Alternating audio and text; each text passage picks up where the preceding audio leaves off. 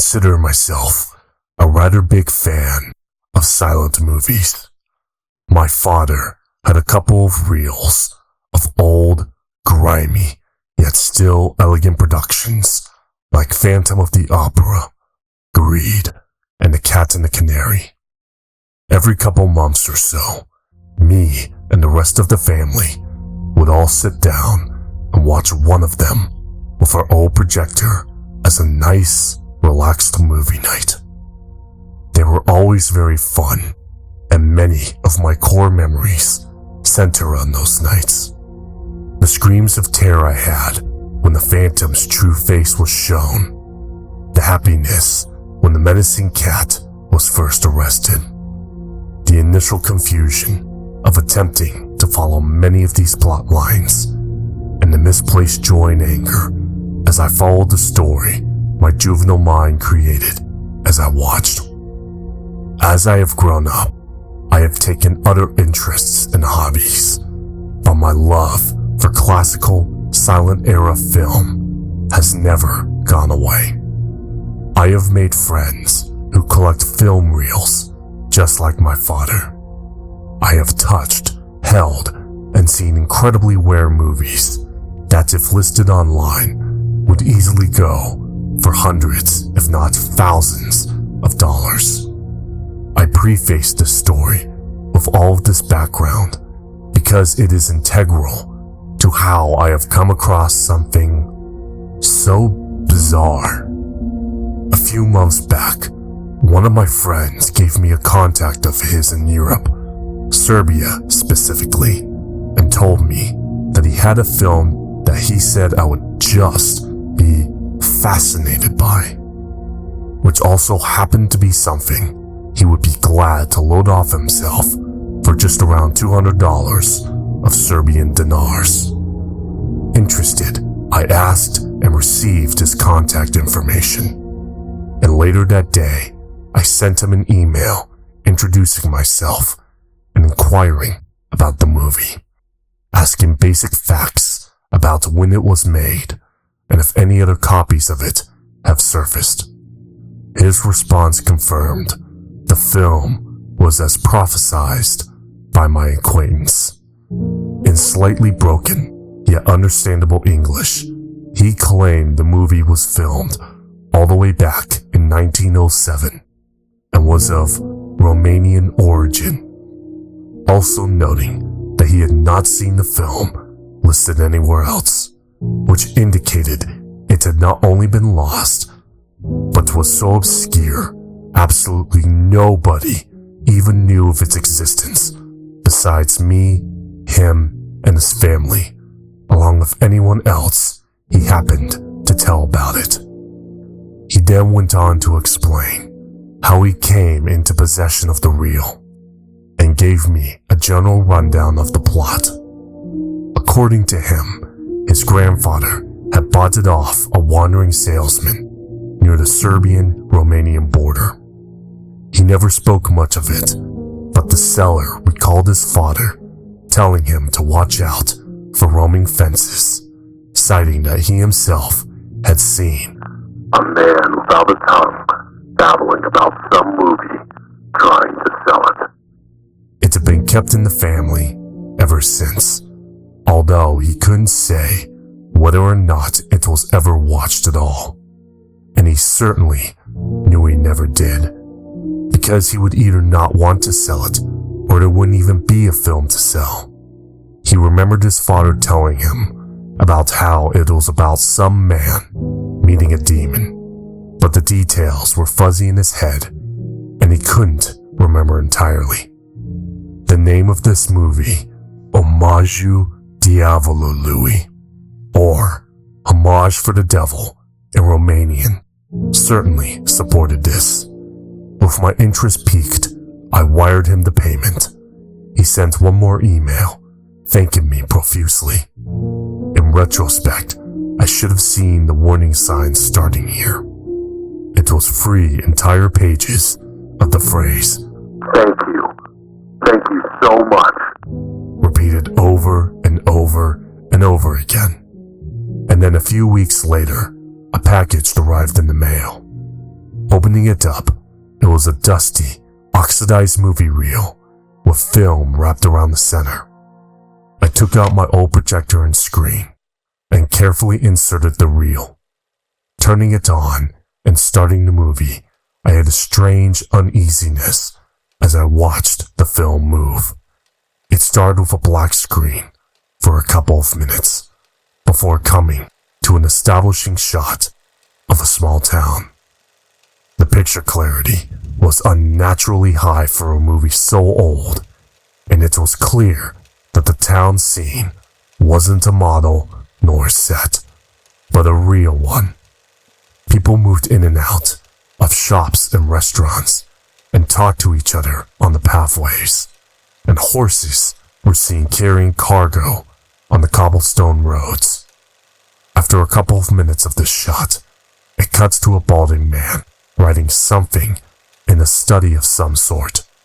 The room is dingy and dark, the only light being from a couple of candles at the table where the man is sat down. He's wearing a disheveled suit with a plain undershirt, and his pants have holes and cut off just around his ankles. I can't see his shoes, but I can infer they are in similarly bad condition. After a few minutes or so of just writing, he gets up and walks to a door, opens it, and walks through. We cut to another room, very small and connecting to a sort of dining room. There is a bed at the back where we see an emaciated woman and a young girl lying. The girl has black hair, while the woman wears a nightcap. Both wear white gowns and are under blankets that cover their lower bodies. The girl sways back and forth a bit and seemingly tries to keep away from the woman on the right, who is perfectly still, almost like a corpse. When the camera cuts again, it answers why. It is a close-up of the woman, who stares directly ahead with large, unnaturally wide-open eyes. Her pupils look like that of a goat's, a long, thick horizontal line going across the eye, west to east. Notably, there is a dent in her forehead, not a hole, a dent, as if her head was metal and a hammer had been taken to it like a nail. It cuts again, and the man is walking out of the house. He walks along the road, the camera cutting to show his walk in entirety from all different sorts of angles. Across the street, from the second story of a building, right in front of him, etc. He walks inside a building along the way, and it cuts again. The man is in an office now, pleading with what seems to be a sort of executive of a company, an old fat man in a suit and beard.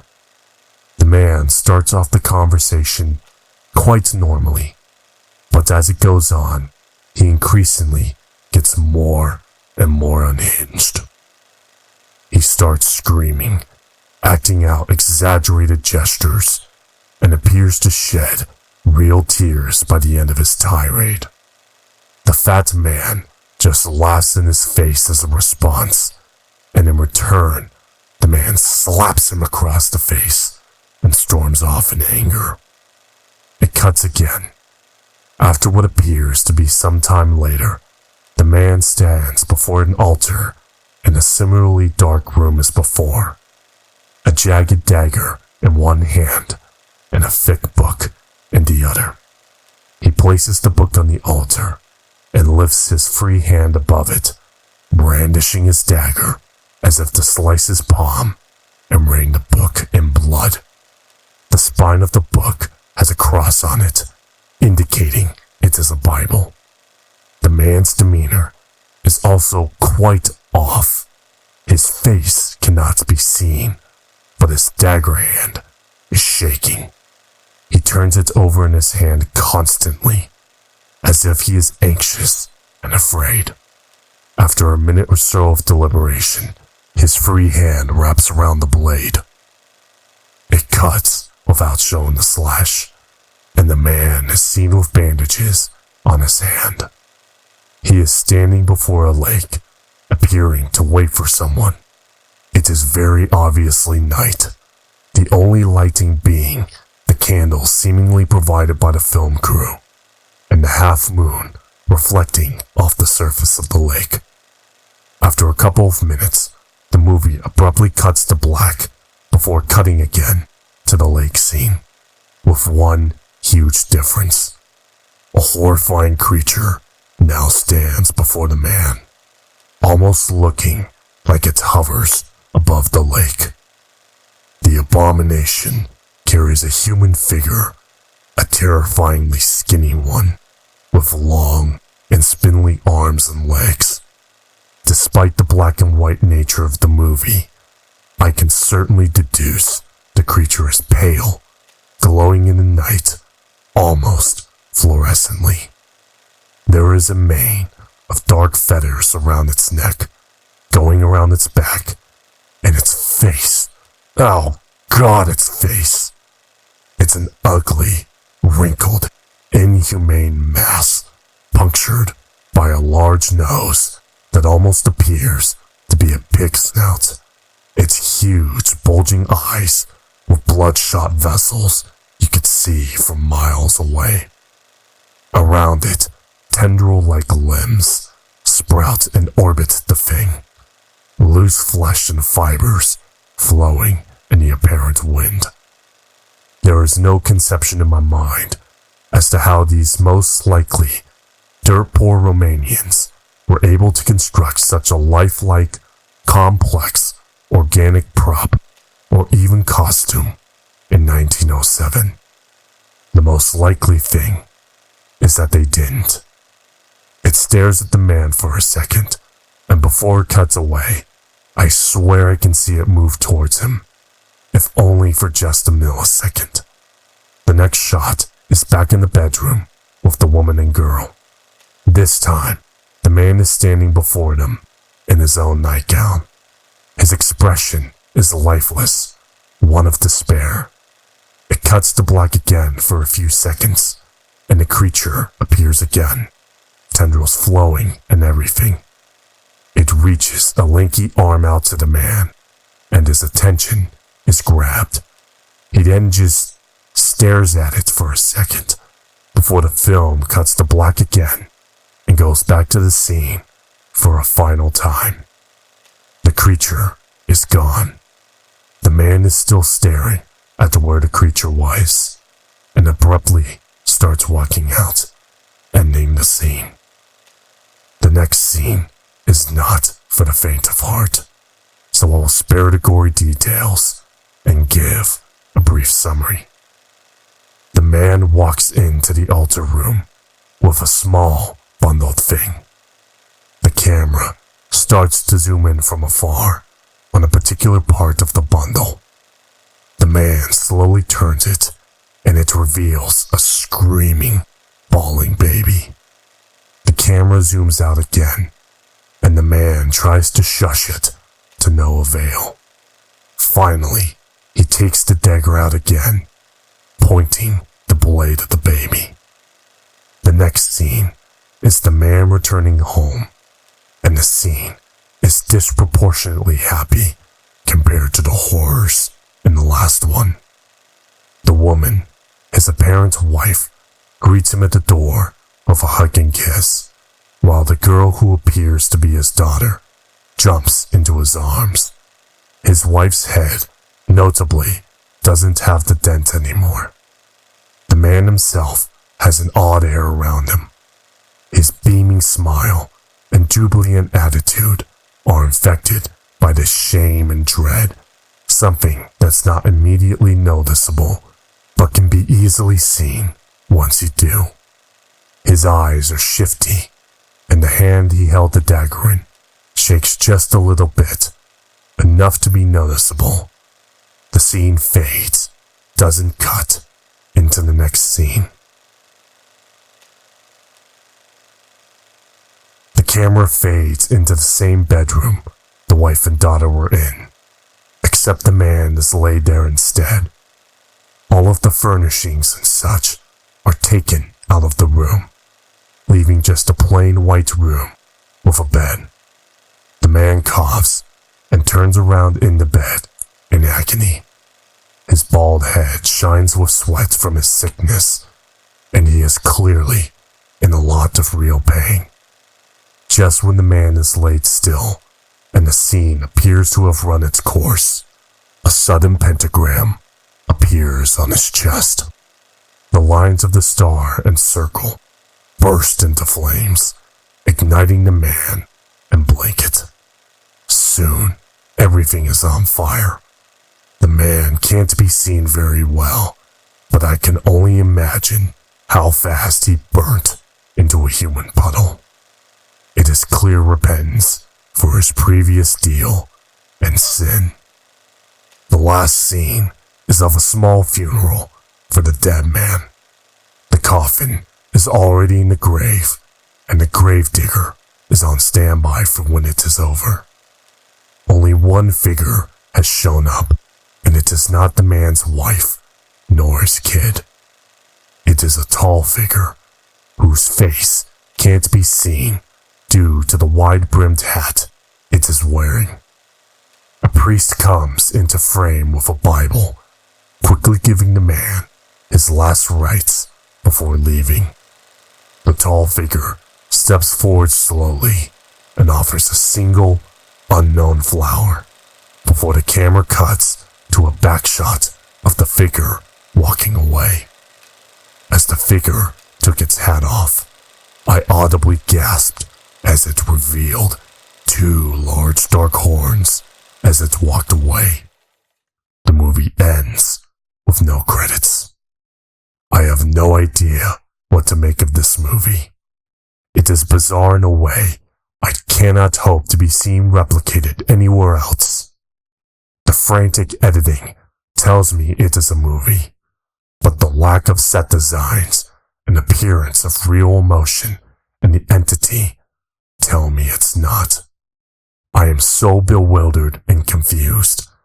I fear I have stumbled across something that no man was ever supposed to see, and I hope this does not make its way out of my possession. The knowledge of its existence and contents within could paint a target on my back and lead to the destruction of my life and potentially the backbone of many other lives.